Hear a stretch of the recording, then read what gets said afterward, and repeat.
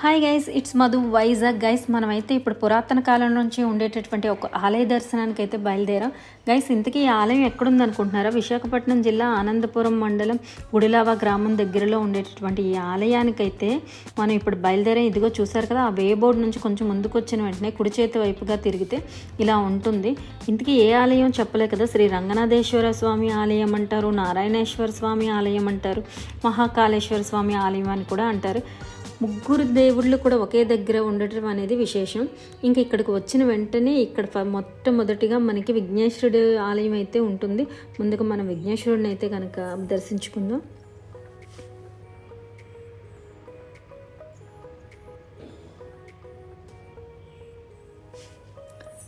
ఇదిగోండి, పక్కనే చిన్న రాతితో ఉండేటటువంటి విఘ్నేశ్వరుడు కూడా ఉంటారు. ఇది వెలిసిందా లేకపోతే మన పెద్దవాళ్ళు పెట్టారా అనేది అయితే మనకు తెలియదు, కానీ పైన ఉండేటటువంటి ఆలయానికైతే ఇక్కడ మెట్ల మార్గం ఉంటుంది.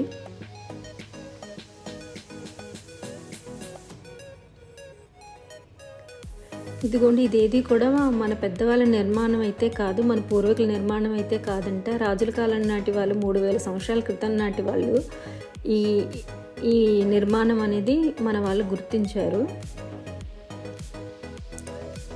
ఇదిగోండి, ఈ ఆలయంలో సింహాద్రి అప్పన్న ఈ విధంగా మనకి దర్శనమిస్తారు.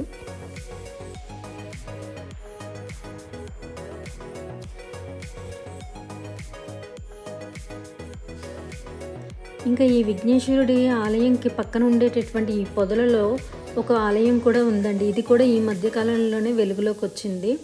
ఇంతవరకు కూడా ఎవ్వరికీ తెలియని ఈ ఆలయం అయితే ఈ మధ్యకాలంలో మన వాళ్ళు గుర్తించారు. రహస్య మార్గంలో ఉండేటటువంటి రాజులు అప్పటి కాలంలో రహస్య మందిరం అని మన పెద్దవాళ్ళు గుర్తించారు. ఇంకా ఈ పైకి వెళ్తుండగా ఇందాక మీకు చూపించినటువంటి మెట్ల మార్గం ఏదో ఉందో అదేవిధంగా ఇటువైపు నుంచి మనం వెహికల్స్లో వెళ్ళాలంటే ఇలా వెళ్ళాలి. ఇంకా ఈ ప్రకృతి మధ్యలోని 3 కొండల మధ్యలో వెలిసినటువంటి ఈ దేవతల్ని చూడాలనుకుంటే కనుక ఈ విధంగా రావాలి. ఇంకా ఈ ప్రకృతిని అంటే ఎంజాయ్ చేయాలి అనుకునే వాళ్ళకి మాత్రం చాలా బాగుంటుంది. పైకి వచ్చిన వెంటనే ఇలా కుడివైపున హనుమంతుడి యొక్క విగ్రహం అయితే ఈ విధంగా ఉంటుంది.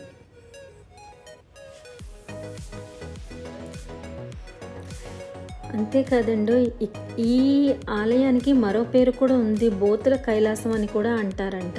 ఇదిగోండి, దుర్గాదేవి అయితే ఇక్కడ ఉంటారు. ఇదిగోండి, ఈ హౌస్లోనే, ఈ ఇంటిలోనే మన స్వామిమాల వేసుకున్న వాళ్ళు కానీ ఇలా అందరూ కూడా అందులో ఉండటానికి అనమాట.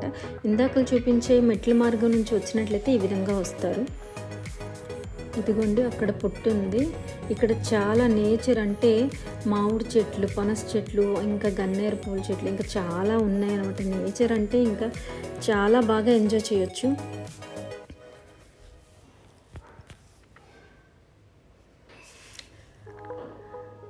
అంతేకాదండి, ఇక్కడ శేషనాగు కూడా ఉందంట. ఆ శేషనాగు ఏదైతే ఉందో పరమేశ్వరుని సేవిస్తూ ఉంటుందంట ఎప్పటికప్పుడే. ఇదిగోండి, ఈ విధంగా అయితే వచ్చి అందరూ కూడా పలహారాలు తెచ్చుకొని ఇక్కడే సేద తీరి దేవుని దర్శించుకొని అయితే వెళ్తారు.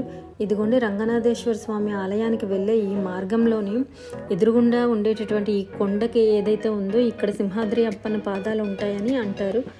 దానికి మార్గం వేరే దగ్గర నుంచి ఉంది. ఇదిగోండి, రంగనాథేశ్వర స్వామి ఆలయానికి అయితే ఈ విధంగా వెళ్ళాలి.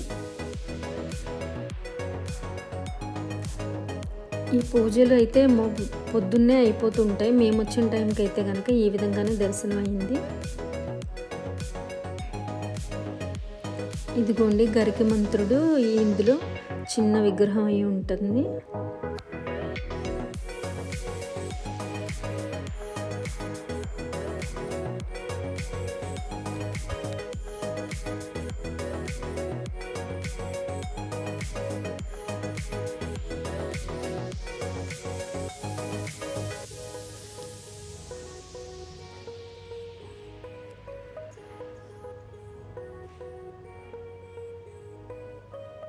చూసారు కదా, ఈ విధంగా రంగనాథ స్వామి అయితే దర్శనం మనకి ఈ విధంగా దొరికింది.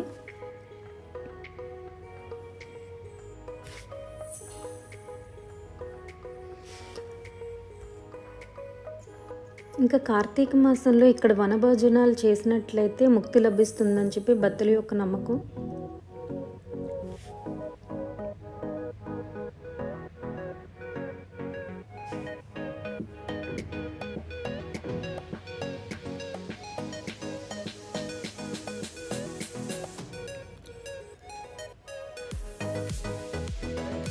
ఈ కొండ మీద నుంచి చూస్తే నేచర్ అంతా కూడా ప్రకృతి చాలా అందంగా కనిపిస్తుంది అనమాట.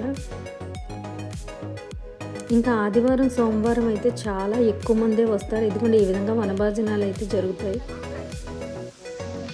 ఇంకా ఇలా వెళ్ళగా మహాకాళేశ్వర స్వామి ఆలయం అని చెప్పాను కదా, అదైతే నేను పైకైతే వెళ్ళలేకపోయాను, కానీ మీకైతే ఒక్కసారి చూపిస్తాను చూడండి. ఇదిగోండి ఈ విధంగా. ఇది కూడా ఎప్పటి నుంచో ఉందంట పైన, కానీ ఈ మధ్య కాలంలోనే ఇది వెలుగులోకి అనేది వచ్చింది. పైన శివలింగం ఉంటుందన్నమాట. ఇదిగోండి పైకి వెళ్తే నారాయణేశ్వర స్వామి ఆలయం.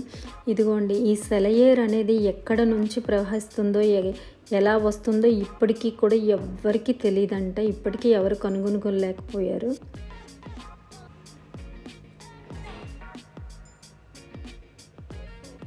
ఇంకా నేను మీకు చెప్పాను కదా ఇక్కడ శేషనాగు ఉందని చెప్పి. ఎప్పుడూ కూడా ఈ పైన ఉండేటటువంటి శివలింగాన్ని అయితే సేవిస్తూ ఉంటుందంట. ఎప్పటికప్పుడు మన పూజారులకు కానీ భక్తులకు కానీ కనిపిస్తూ ఉంటుందంట.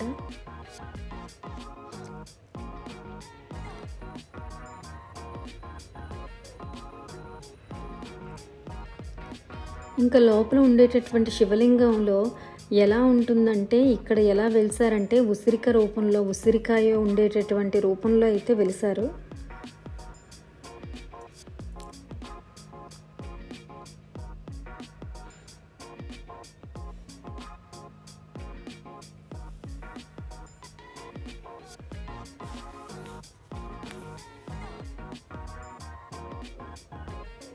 పూర్వం ఇక్కడంతా కూడా దేవతలు ఉండేవారని చెప్పి మన పెద్దవాళ్ళ పూర్వీకులు గుర్తించినటువంటి ఈ ప్రదేశం అన్నమాట.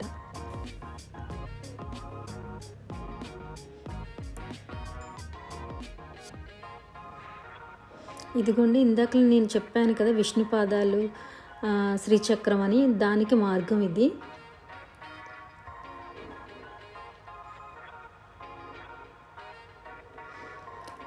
కానీ ఈ చుట్టుపక్కల మాత్రం అసలు భక్తులనాలో లేకపోతే ఏంటనేది నాకు తెలియదు, కానీ పరిసరాలు అయితే మాత్రం అంత శుభ్రంగా అయితే మాత్రం ఏ విధంగా కూడా లేదు.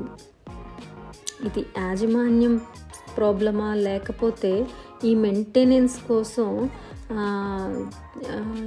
ఏదైనా ప్లాన్ చేస్తున్నారా అనేది మనకు తెలియదు, కానీ ప్రస్తుతానికైతే ఆలయాన్ని ఇంకా కొంచెం బాగా డెవలప్ చేసి ఉంటే బాగుంటుంది గైస్. ఇంతకన్నా మనకి ఇంకేం తెలియదు కాబట్టి ఇక్కడితో ఈ వీడియోని ఎండ్ చేస్తున్నాను.